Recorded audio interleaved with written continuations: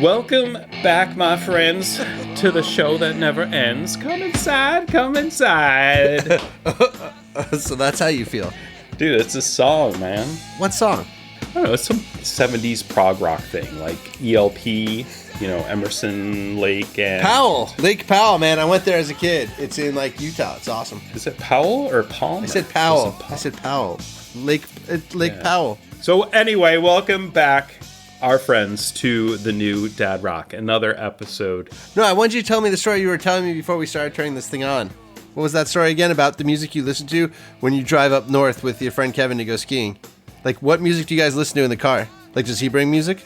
I usually control the music, but he has a lot of suggestions, and he has controls on the steering wheel. He has a modern car, so he vetoes stuff, and you can scroll through stuff and see what's coming up. Oh, wait, but my God, I didn't know he was the driver. And in my vision of all this, you were the driver because you always drove. So he drives the cars. He lives upstate, so I drive a few hours to his house. Gotcha. And then from his place, we're halfway there. Okay, or more. So do you bring the CDs? So you're listening to his music. How does he listen to music? CDs, dude. What year is this? You listen... We have phone. You have a phone, and you just play it off your phone. Dude, I thought you played CDs in your car. Through the car's AirPlay. I thought you played CDs. That was in the olden days, man. We got rid of those cars. No, but I thought you said you listened to 6 albums on shuffle.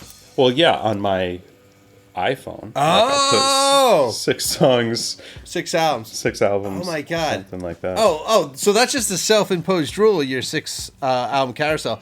There's no rules. It's just here is everything I think of before something else happens, before I get a text and get distracted. So then, okay, so you drive up with him. He's driving the car. He can control it. Are you picking the songs that are played on the radio? So he's rating what you play. But yeah, but he can also take over from his phone. So every now and then he'll be like, "Oh my God, we're gonna listen to Phil Collins' greatest hits." Oh, I've done that recently.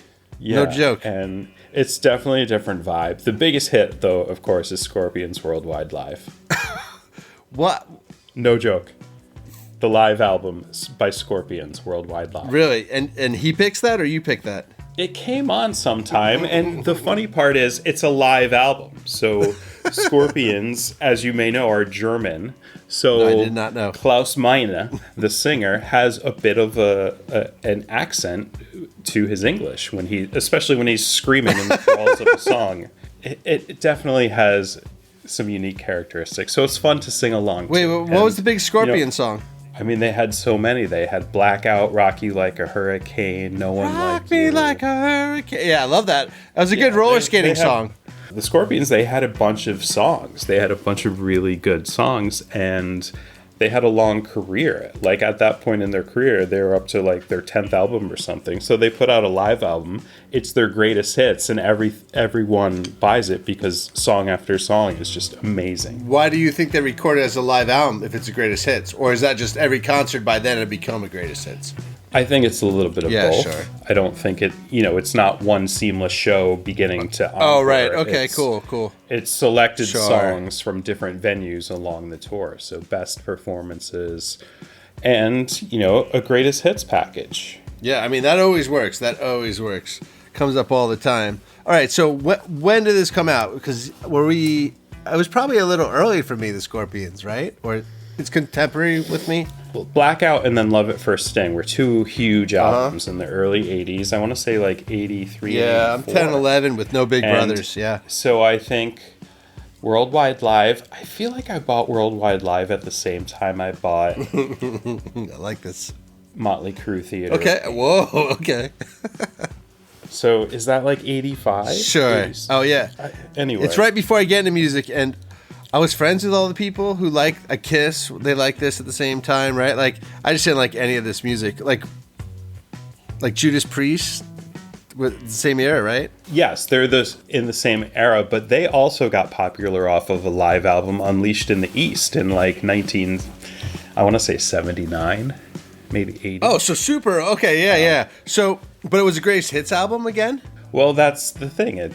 usually a double album. Probably back in the day, they're trying to It probably is a double album. Doubles. fill record contract and obligation. So you're like, oh, here's 2 albums. It's a moneymaker. You're right. You're You're totally right. It's a good money maker. It's something to put out in between albums or to put something else in the market after a hit album comes out. No, the live album allows me to sell the same song twice. So I double my money. That's why you have live albums back then.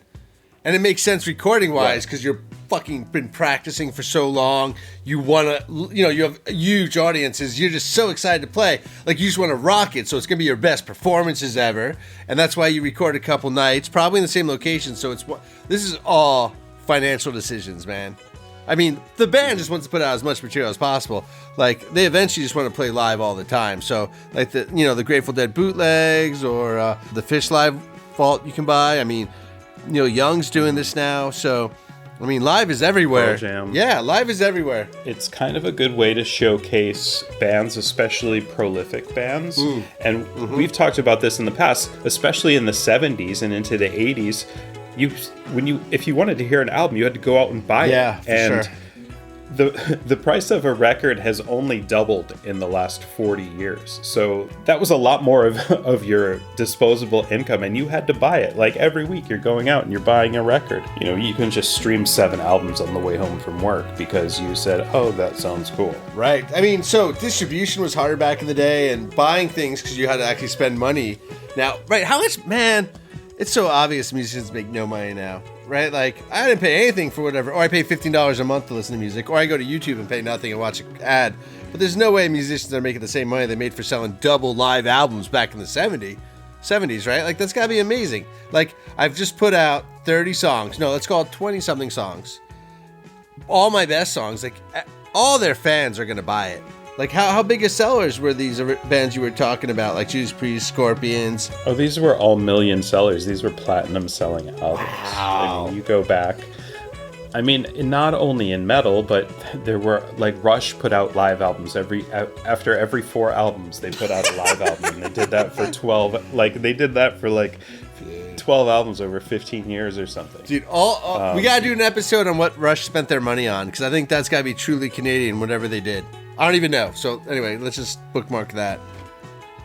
So Rush put out a live album. Collects baseballs. Really? Wow, crazy. I mean, it makes sense. Everyone's got something. And basses. Yeah, for sure. Wait, so I'm sorry. So Rush. So were the live albums like an album recorded, or it was like basically a best of the last 4 albums? Well, that's kind of what it felt like, especially for Rush, because they were very polished as a live band. So what they played live was on par with what was on the album, or even slightly better, because they had tightened it up. So they were truly, re-recording their best hits of their last 4 albums coming out. Iron Maiden, Live After Death. Again, this one came out in 85. That one kind of changed my life. Double album, all Iron Maiden's greatest hits off their first 5 albums. Heavy overdubs to make it sound extra good. And that was, I think... That's fine. That's a fine choice. I think that was a staple of a lot of live albums going back into the 70s. Just get a little overdubbed. Hey, I'm okay with that as a musician. I want both. Like, if you can give me both copies on the internet, that's fine. But, like, I don't mind the musician deciding to, like, improve the sound of a recording. For the listener, if you're playing over your own part just to make it sound better and have a more enjoyable experience for the listener. Yeah, 100%. I'm for it. Yeah, I am too. I am. Okay. I don't know. So what live albums did you listen to growing up? So I obviously covered pretty much your 80s metal right there with all those albums. Oh my God. Yeah, no overlap. Okay, you know what? These are things I remember, and I'm just remembering now. Depeche Mode 101. It was also my first concert, was that Music for the Masses tour. And that album is like basically greatest hits with with a lot of 8 of 11 or whatever, I don't know what it is, of like the latest album, The Music for the Masses. And it was awesome. I saw it at Jones Beach. It was my first concert, and like everyone singing every song. It was amazing. Like I'd have to probably be at a One Direction show, or like you know what I mean, for like that to happen again. Like, it was just phenomenal.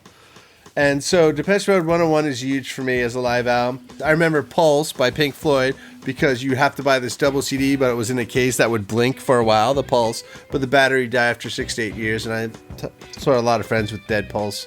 Yeah, I think those are the bigger live albums, unless you mean like, you know, live the band, like Mental Jewelry, and what are some of the other bands? Throwing Copper. Yeah, dude, I saw it live for the Mental Jewelry at the Academy, and they played with Arrested Development, which is the guy from Disposable Heroes of Hypocrisy, in like 93, 94. It was awesome. It was really good. At the Academy, they knocked it down like 2 years later. And back in that era, that was like in the early to mid 90s, right? So that was like the Unplugged era. Oh my God. I mean, Nirvana Unplugged is considered one of the best live albums of all time, and I totally agree. I mean, they put on a show, like he used it as an album. They did a couple covers. They nailed it. He had the guy from the Germs playing backup guitar, so it sounded really hot. Well, he was in the band at that point. Pat Smear. Yeah. And then he had the guys from the Meat Puppets come out and play a couple songs with them. He did a David Bowie cover, right? That's probably the best Unplugged of all of them, is my guess. I listened to a lot of live Peter Gabriel during that era. You did? So that was... You did. I remember the CD. Was it a double CD also? I mean, he had a few live CDs that were actually pretty good. Right, because they put all that work into it. Early in his career. Totally. Like, you know how much... Like, why would I book... It was like after his first 2 albums. Why would I book, like, this awesome band, put them in a studio where no one can see them? I spend all the money of the studio, and I record an album, versus taking the same band out on the road. They're traveling. They're getting paid. We're all getting paid. And I record the album with the best versions of what happened out on the road. Like, I didn't go into this episode thinking this, but, like, the economics of a live album are freaking brilliant. Yeah, you just have to either have the built-up catalog or excitement in your live playing. You have to be really tight. You have to be good, because there are a lot of popular bands that don't have good-sounding live albums. Oh, for sure, for sure. You know, it's a different thing than a studio. No, you can build a studio album. Like, it took me like 20-something years, but I finally realized that, like, Martin Gore and Depeche Mode, they were building shows. They weren't building albums. It just happens that they knew the way they were building the show. And I'm not saying that necessarily the order of the show, like they don't know that as you write each song, but it was a mood, and they knew that this mood was big. Like, all their albums are freaking good.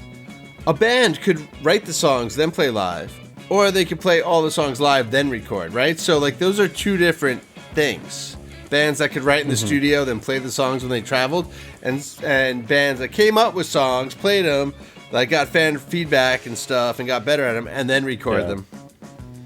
Yeah, I like seeing some of that development of songs. I definitely saw that. Morphine, I saw songs before they came out. Modest Mouse definitely used to do that. Sure. There are definitely other bands I can't. No, Pearl Jam had some famous ones for this. So, hey, you know, one thing we didn't talk about is, like, live albums from, like, 2000s, like this millennium. What's your favorite this millennium live album?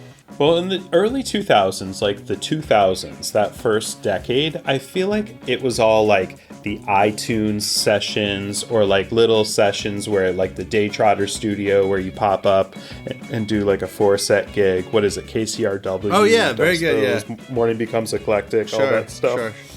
So I feel like that was the early 2000s. I feel like the live album kind of went away as streaming became a thing and blogs and, you know, YouTube took over. And now you can see anything. Yeah.